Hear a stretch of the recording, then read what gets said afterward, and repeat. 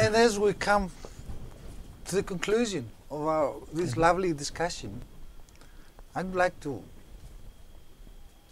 ask you to tell us more about your organization, the Institute of Global Education you established, which is a member of the ECOSOC. Yes.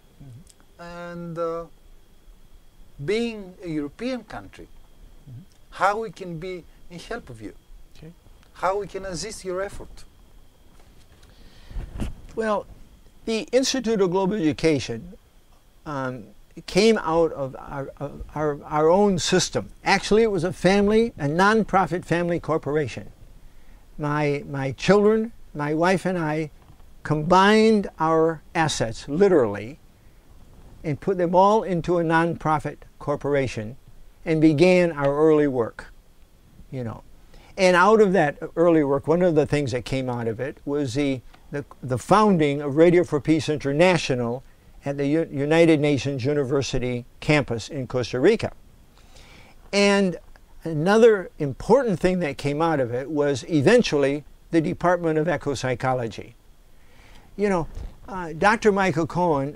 at the time was a director of the Audubon Society, and he came to work as a colleague, and we created the Department of Ecopsychology for him, which is still, well, today it's bigger than ever. And we actually now provide accredited degrees at the master's and PhD level in ecopsychology. Dr. Cohen was one of the early pioneers of the the Gaia concept, where James Lovelock in England was doing this on the computer.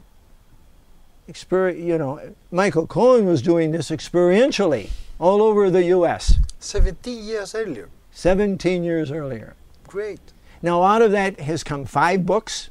You are aware of some of that work? Yeah, I saw a few. Yes.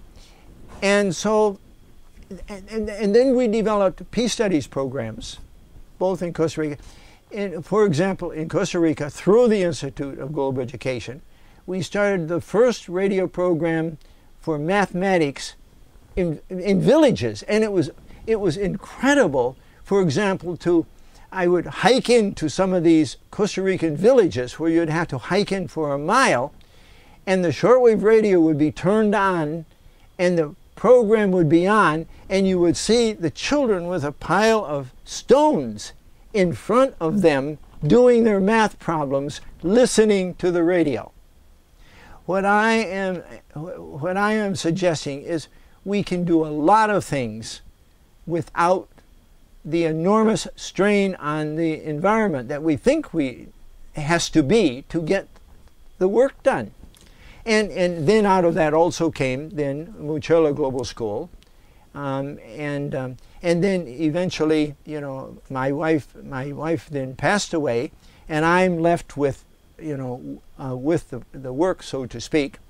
And today I can proudly say the children that I met when they were 4 years old, 15 of them have graduated from university, 27 more are in university, and 5 are in graduate school.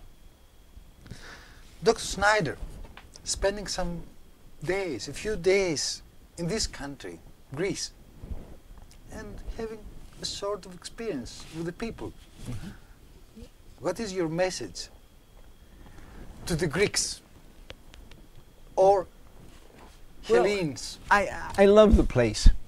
I was teasing one of my students in India, actually, when he called.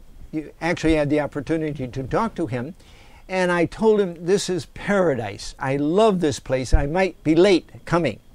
And he said, oh, Grandpa, you can't change your ticket.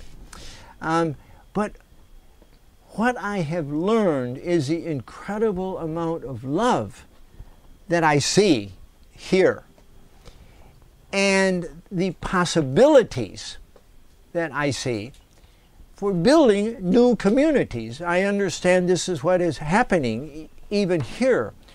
The plan is to build a new community, a new way of thinking, a new way of cooperating, a new way of working together. And the same thing can be done on a national and an international scale. I would hope that this is the beginning of a long, healthy, and wonderful relationship and connection that is mutually beneficial. Because I am convinced that we have things that we have developed in our model that you will find beneficial. And you have things in your model that were beneficial. And the time has come to both cooperate and work together. If we are going to achieve what I believe global citizenship as a necessity, here's right where to begin, in this very place. Thank you, Dr. Schneider. It was a great moment being with us. I hope we should hear of you soon. I'm sure you will. Thank you very much. Thank you.